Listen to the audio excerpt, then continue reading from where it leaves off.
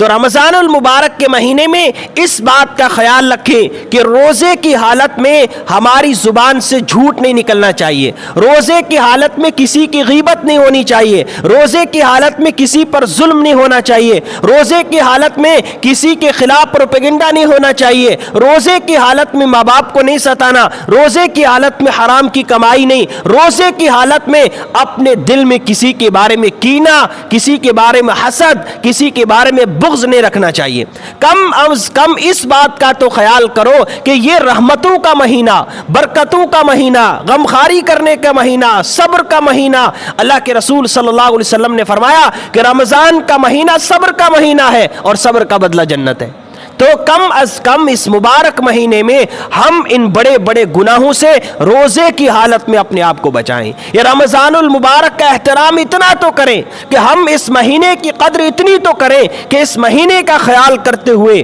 روزے کا خیال کرتے ہوئے، اگر تلاوت نہیں کر سکتے، ذکر نہیں کر سکتے، تسبیح نہیں پڑھ سکتے، استغفار نہیں پڑھ سکتے، قرآن کی تلاوت نہیں کر سکتے، تو کم از کم اتنا تو خیال کرو کہ روزے کی حالت میں کسی کی غیبت نہیں، کوئی کبیرہ گناہ ہماری زبان سے نہیں ہونا چاہیے، کبیرہ گناہ ہم سے نہیں ہونا چاہیے۔ اس بات کا اگر ہم خیال رکھیں گے، اپنے آپ کو کبیرہ گناہوں سے بچائیں گے۔ سب سے بڑا گناہ والدین کی نافرمانی، والدین کی نافرمانی نہیں ہونی چاہیے، نماز قضا نہیں ہونی چاہیے، کسی کو گالی گلوچ نہیں کرنی چاہیے، رمضان کے مہینے میں کسی کی غیبت نہیں ہونی چاہیے، رمضان کے مہینے میں روزے کی حالت میں حرام کی کمائی نہیں ہونی چاہیے۔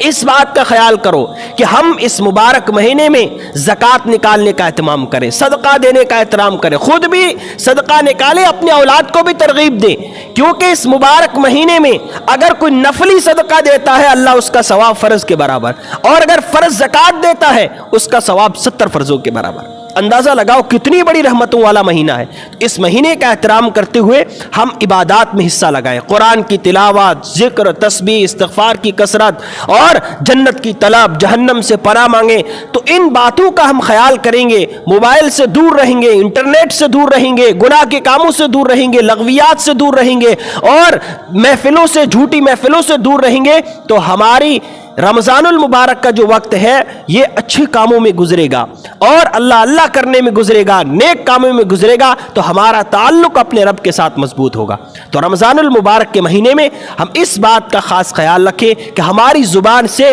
کوئی جھوٹی بات نہیں نکلنی چاہیے، کسی کی غیبت، کسی پر تہمت،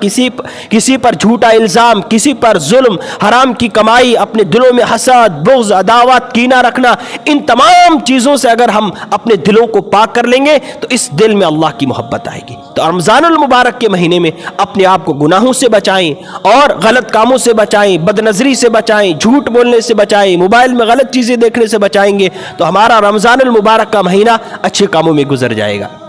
ویڈیو کے نیچے سبسکرائب کے بٹن پہ کلک کریں، بیل کے آئیکن پہ کلک کیجئے تاکہ ہر نئی ویڈیو کی نوٹیفیکیشن آپ کو مل جائے۔